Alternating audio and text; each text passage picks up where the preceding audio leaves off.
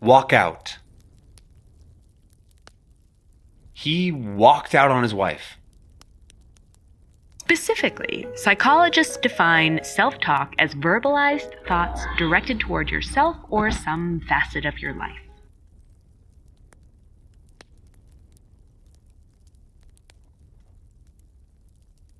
Throw out. My friend was thrown out of the bar. Middle East is a key sort of juncture connecting sort of Africa, Asia.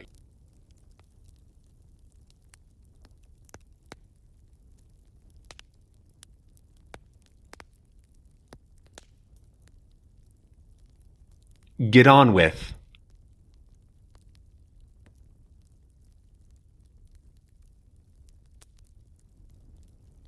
Oh, get on with your shopping so we can go home.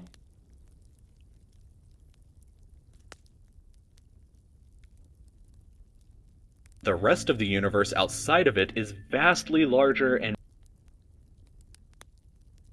Walk out. He walked out on. Put up. The city is putting up new streetlights in the area. I saw where when he had one rant where he was strongly anti. Go through. The proposed law failed to go through Congress.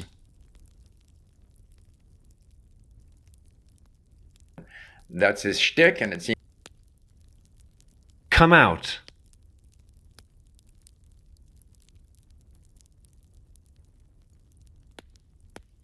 The latest model will come out in June.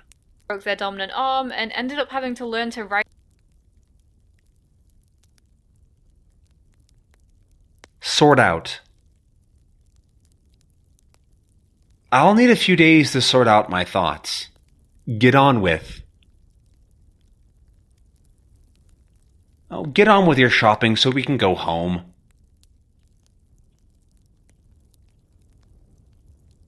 Turn down.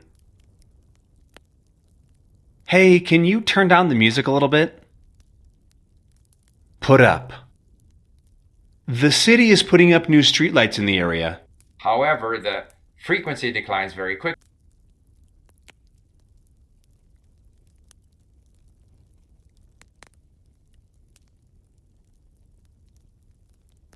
Go through. The proposed law failed to go through Congress. Move on. It's hard to move on from such a loss, but life must continue. In the last 20 minutes before bed, or the last half an hour, even the last hour, disengage from your computer. Sort out. I'll need a few. Send out. The rescue team was sent out to look for survivors. I learn languages because it's fun. It's fulfilling. It's a project. As well as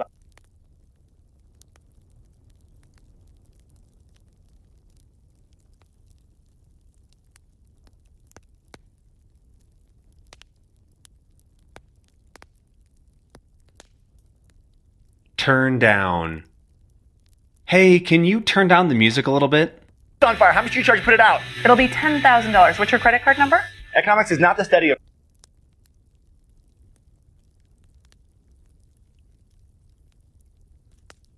hypervisor is actually what allows us to spin up VMs. Now let's talk about why John Green isn't here teaching this course. So let's go ahead and sketch out that Linux VM. And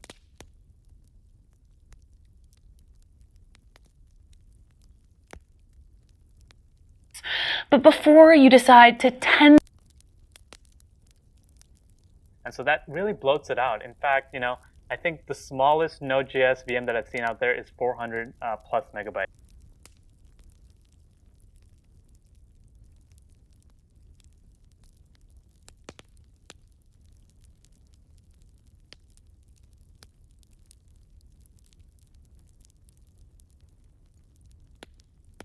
as well as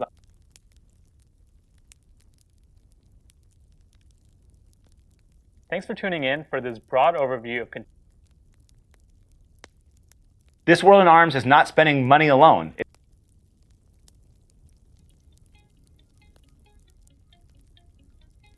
Hi.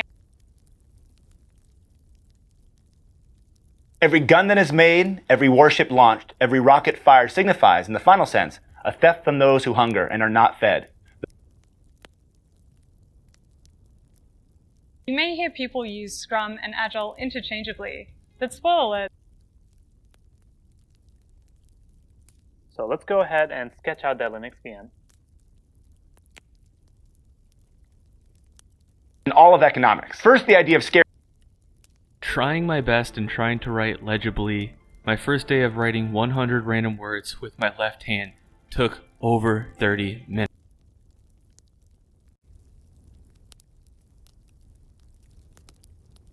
All of our problems. And the government can't solve all of them either. Government officials use economic theories to guide public policy, and their effects are widespread and affect billions of people.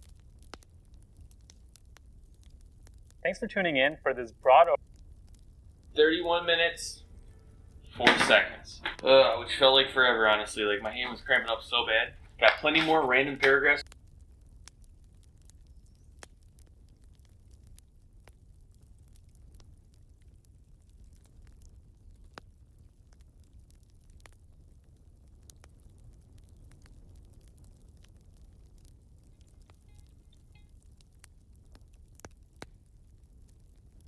Number of people convicted of murder? You could decriminalize murder. You want to end the unethical treatment of elephants? You could kill off all the elephants.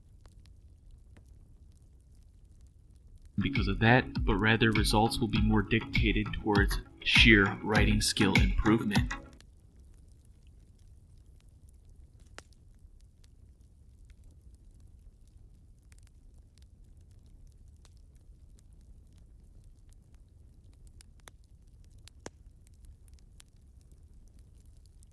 Trying my best and trying to write legibly, my first day of writing 100 random time in which I wrote the 100 words, but in my opinion the He jumps around, he makes exaggerated statements, he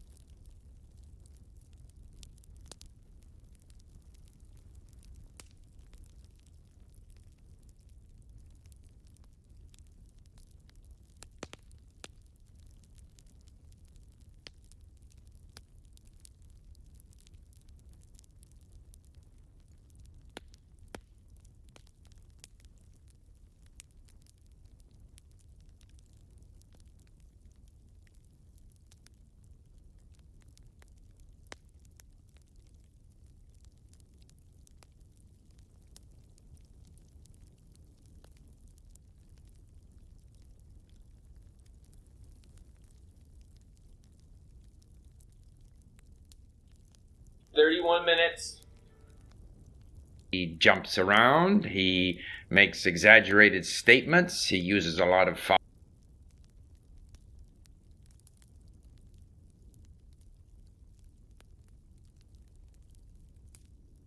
In addition to slow switching speed, another limitation was wear and tear. Anything mechanical that moves will wear over time. Some things break entirely and other things start getting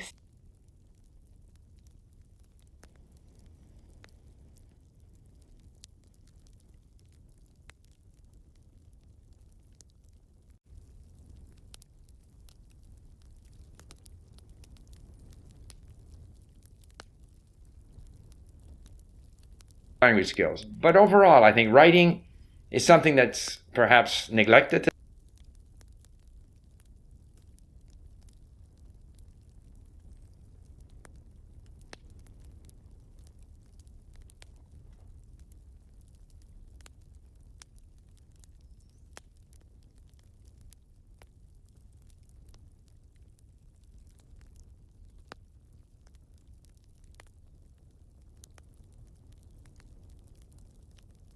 So that as you're in this fog of trying to, come to grips with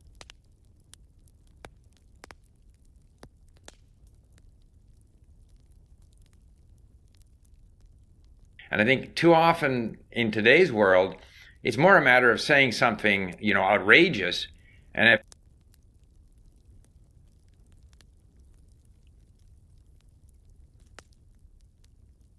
if someone postulates someone like this Joe Rogan guy, and if this person is popular, then this becomes sort of a symbol of, I don't believe everything.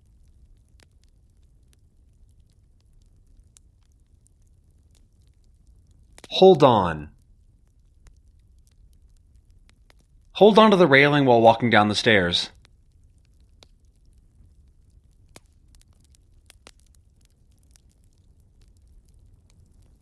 Come around. An event like this doesn't come around every year.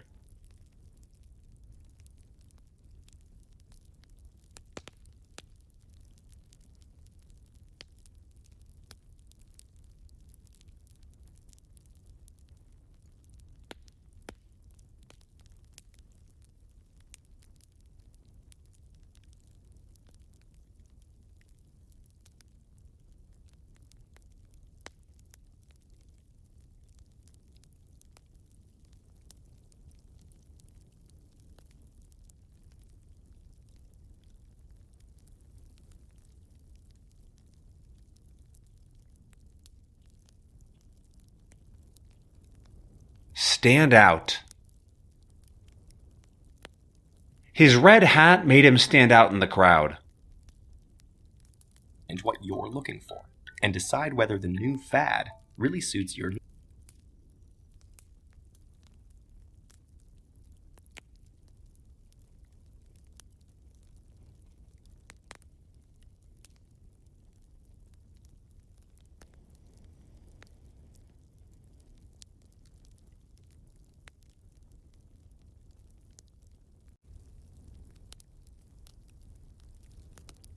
Specifically, psychologists define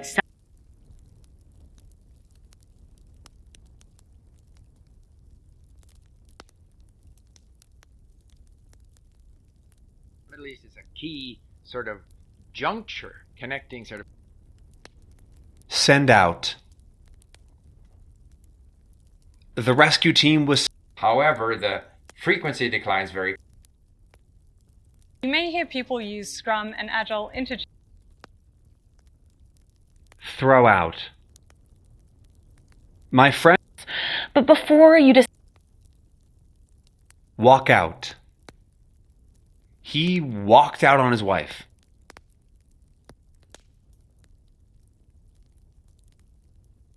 Come out. The latest model will come out and put up. The city is putting up new streetlights in the area. All of our problems. And the Get on with. Oh, get on with your shopping so we can go home.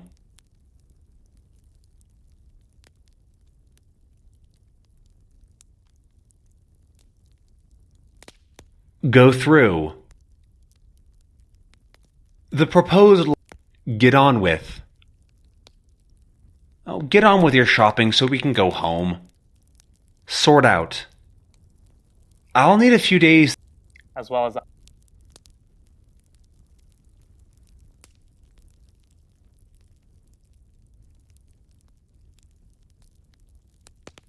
Move on. It's hard to. In addition to slow switching speed, another limitation was wear and tear. Hold on. Hold on to the. Turn down. Hey. And so that really bloats it out. In fact, I think this hypervisor is actually what allows us to spin up VMs. Time in which I wrote the 100.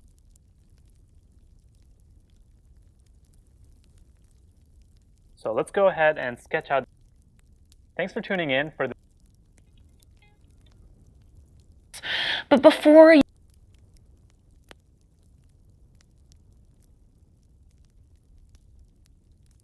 Trying my best and trying to write legibly. My first.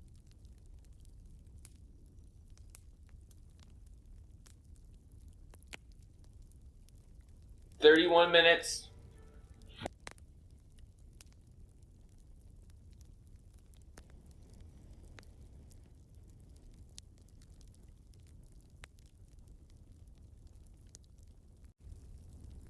Send out. The rescue.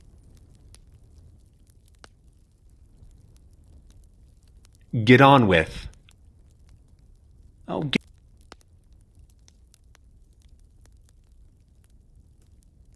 You may hear people use Scrum and Agile interchangeably. That's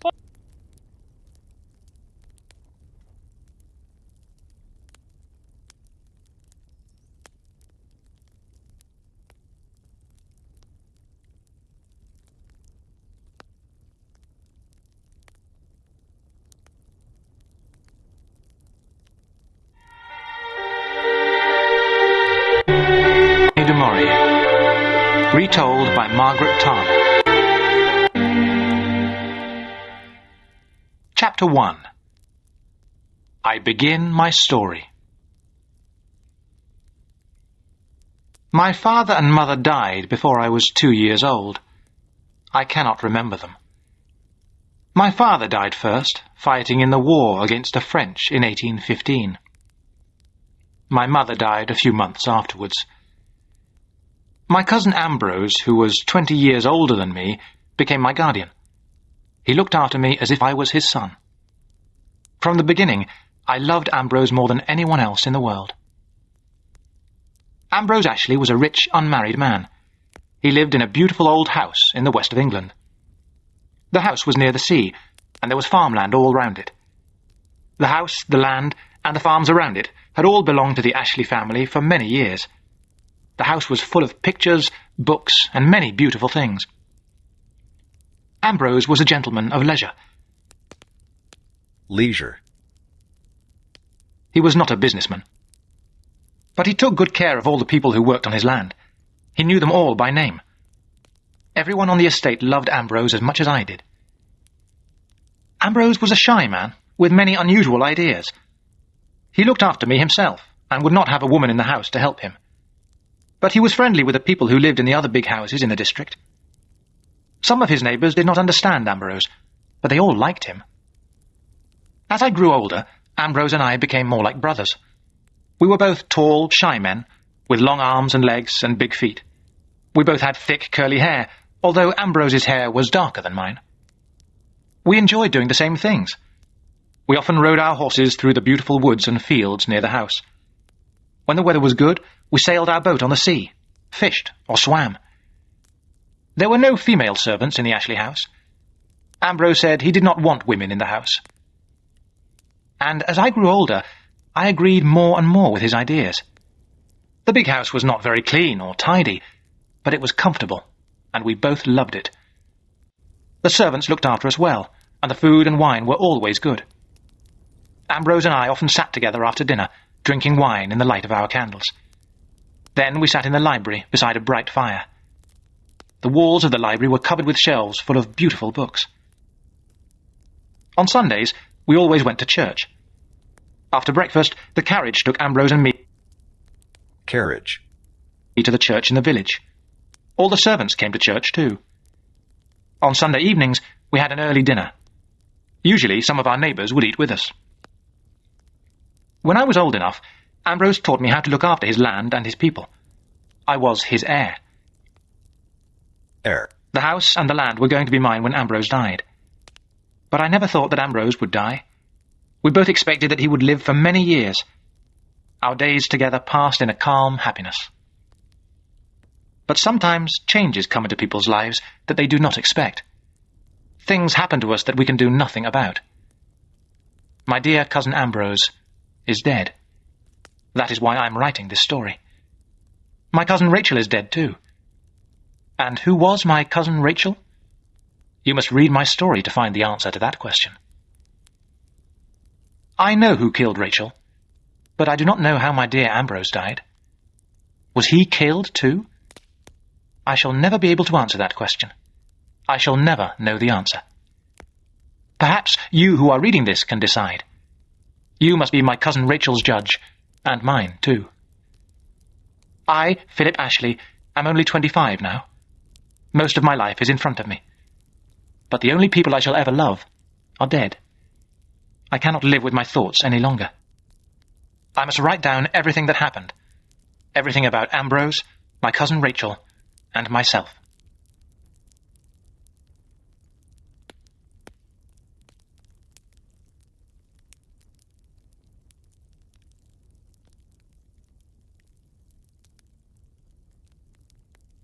Chapter 2.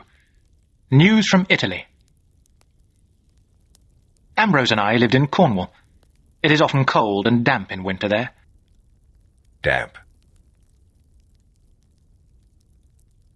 Damp.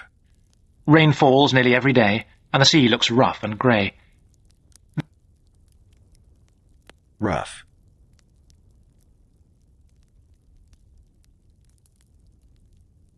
This weather was bad for Ambrose.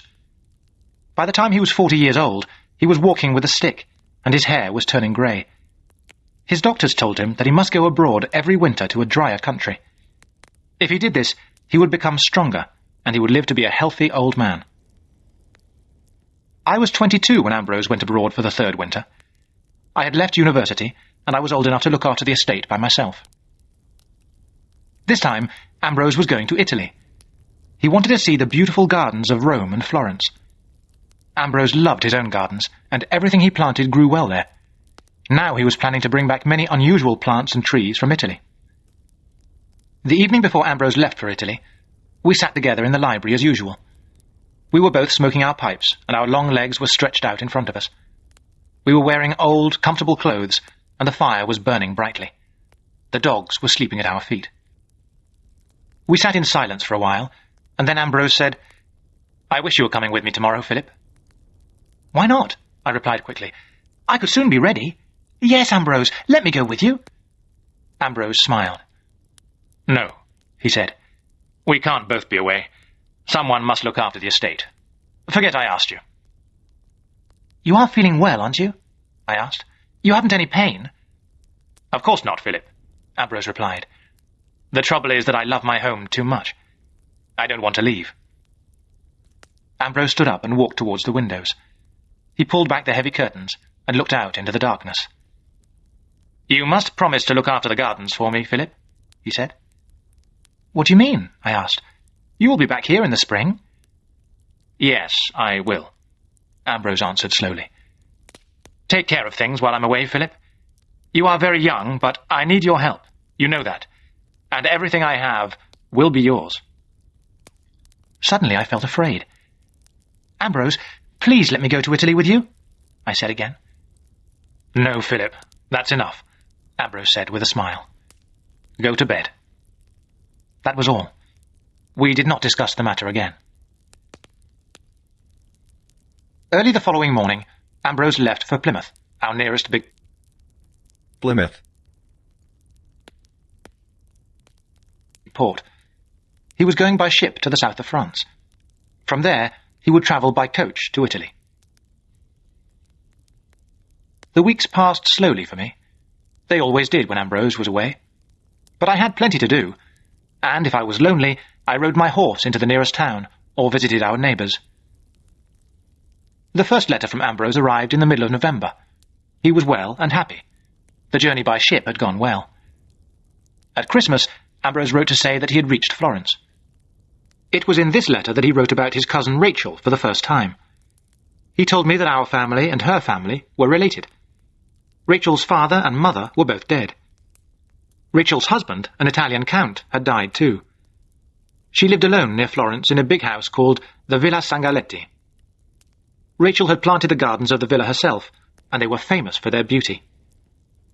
I was glad when I read this letter. Ambrose had found a friend who loved gardens as much as he did. The winter in Europe was very bad that year, and snow covered the roads. Because of this, the next letter did not arrive until the early spring. In this letter, Ambrose told me more about his cousin Rachel. She had found him somewhere to stay near her villa. "My cousin Rachel is a very intelligent woman," Ambrose wrote.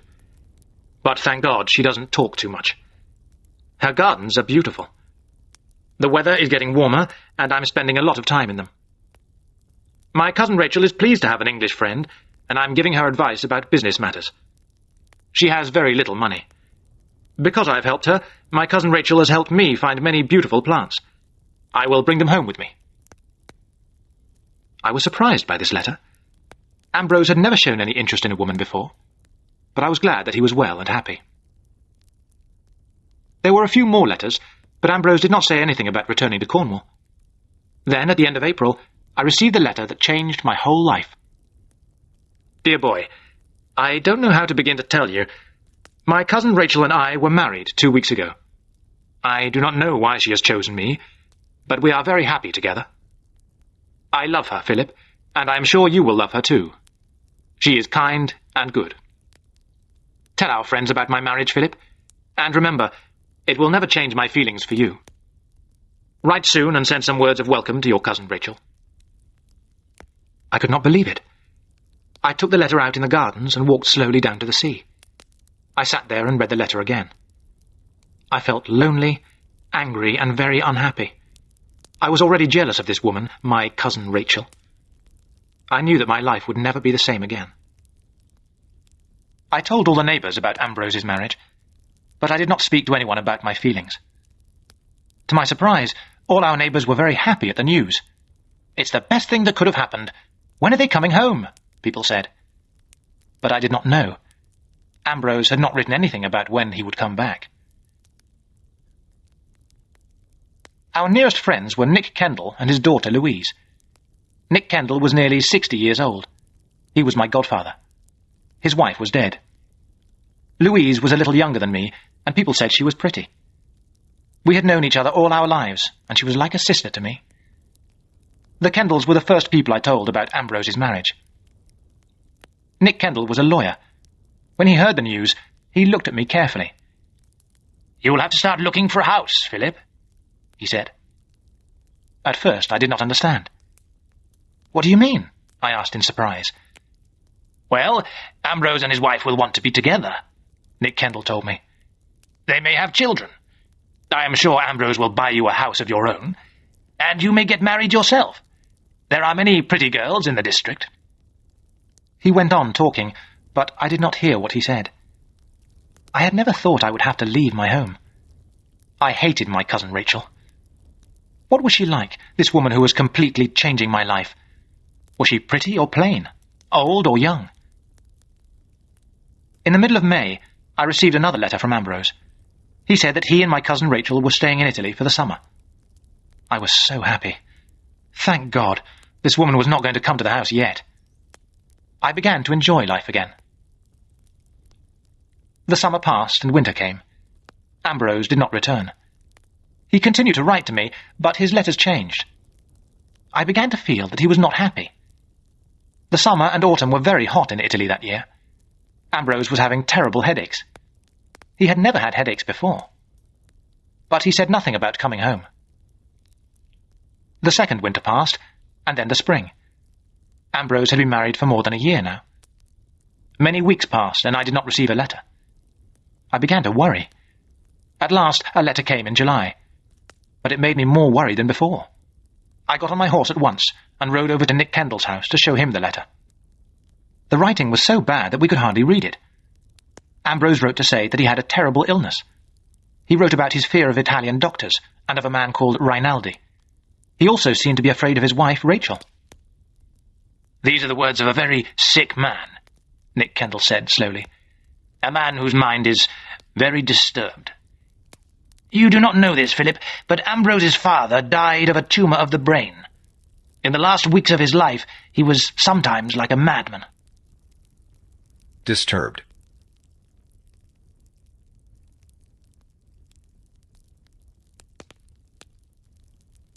Disturbed. Tumor.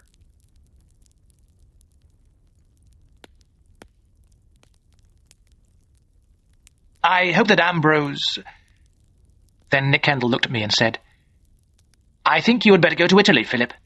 You must find out what is happening." I knew immediately that I had to go to Italy. I did not look forward to the long journey in a strange country. I could not speak French or Italian, but I knew I had to go. I went home and got ready to leave. Seacombe, our head servant, was going to look after the house while I was away. I did not tell him about Ambrose's illness.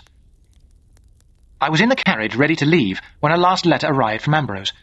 It was very short and almost impossible to read. "For God's sake, come quickly," Ambrose had written. "Rachel, my torment has won." Torment.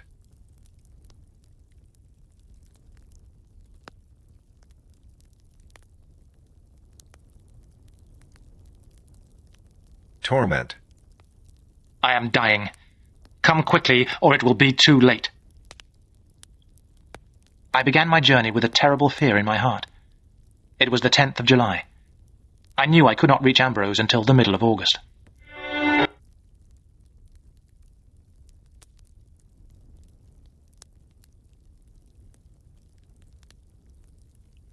Chapter 3. The Villa Sangaletti. I had a terrible journey. The roads were noisy and dirty. The weather got hotter every day. By the time I reached Florence, it was the 15th of August. I found a room in a hotel and washed and changed my clothes. When I went out again, the streets were full of people. It was about 4 o'clock in the afternoon and still very hot. I stopped a carriage. "Villa Sangaletti," I said to the driver. He nodded and pointed up the hill. The horse pulled the carriage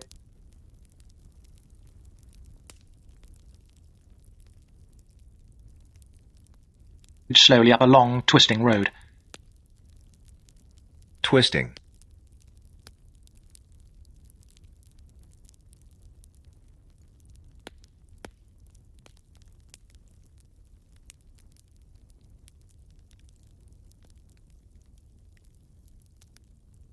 Twisting. At last the driver stopped in front of a gate in a high wall.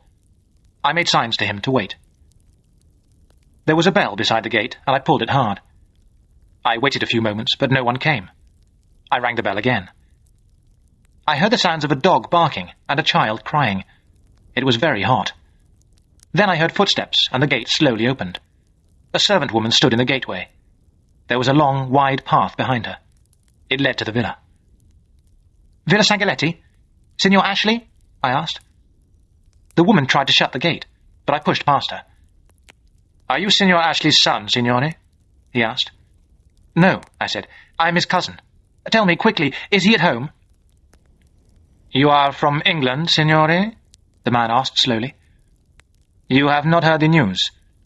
Signor Ashley, he died 3 weeks ago. Very sudden. After the funeral, the Contessa, his wife, shut up the villa and went away. We do not know if she will come back again."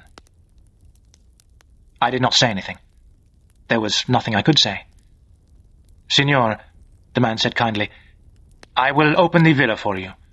You can see where Signor Ashley died." I was not interested in where I went or what I did. The man began to walk up the path, taking some keys from his pocket. I followed. The villa was very beautiful. All the windows were closed and shuttered. Shuttered.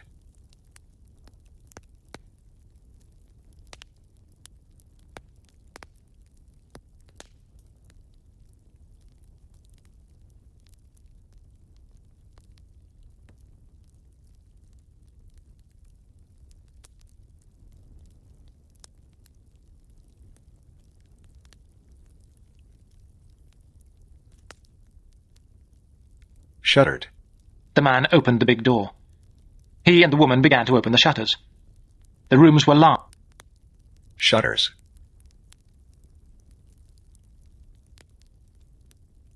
Shutters.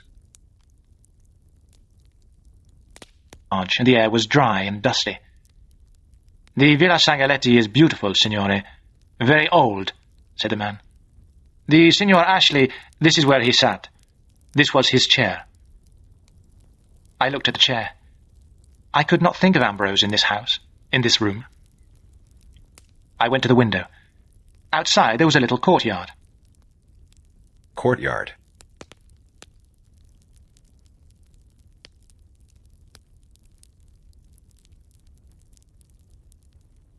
It was open to the sky, but shaded from the sun. In the middle of the courtyard there was a fountain and a little pool. A laburnum tree stood beside. Laburnum.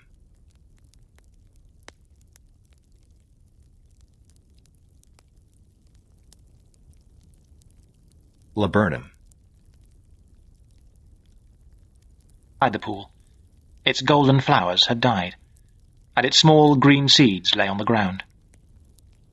Signor Ashley, he sat here every day, the man said. He liked to listen to the water falling. He sat there under the tree. In summer they always sat here, Signor Ashley and the Contessa. They drank their tisana here after dinner. Tisana.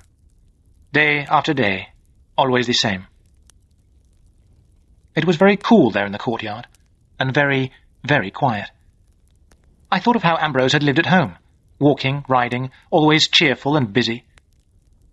I will show you the room where Signor Ashley died, the man said quietly. I followed him upstairs into the plain, bare room. Bare. I looked at the small, hard bed where Ambrose had died. He died suddenly, the man told me. He was very weak from the fever, but sometimes he shouts like a madman. Then one morning the Contessa called for me. He was lying very still. It was the sleep of death. He had a peaceful face. The pain and the madness had all gone. Madness? What do you mean? I said. The madness of the fever, the man replied. He suffered much pain.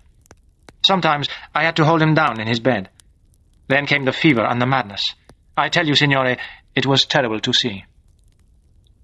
I turned away. Why was nothing done? I said. Why did Mrs. Ashley let him die? What was this illness? How long did it last? At the end it was very sudden, like I told you, said the man. But he had been very ill all winter. And he was sad. All winter he was sad. We walked through another room and out onto a long terrace. Terrace.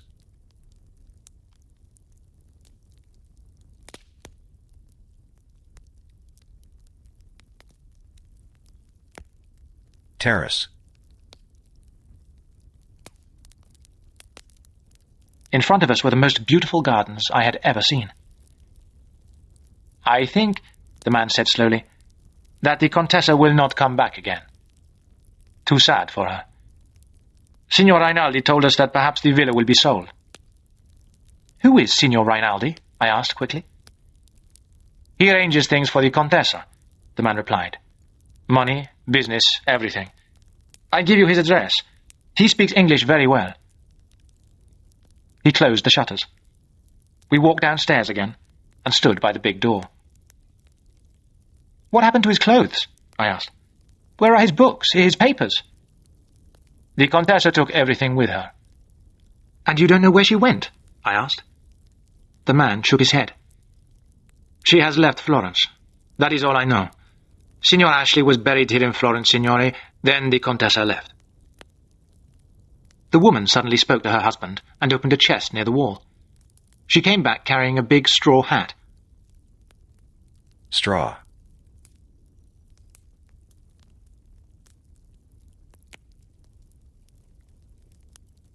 Ambrose's hat.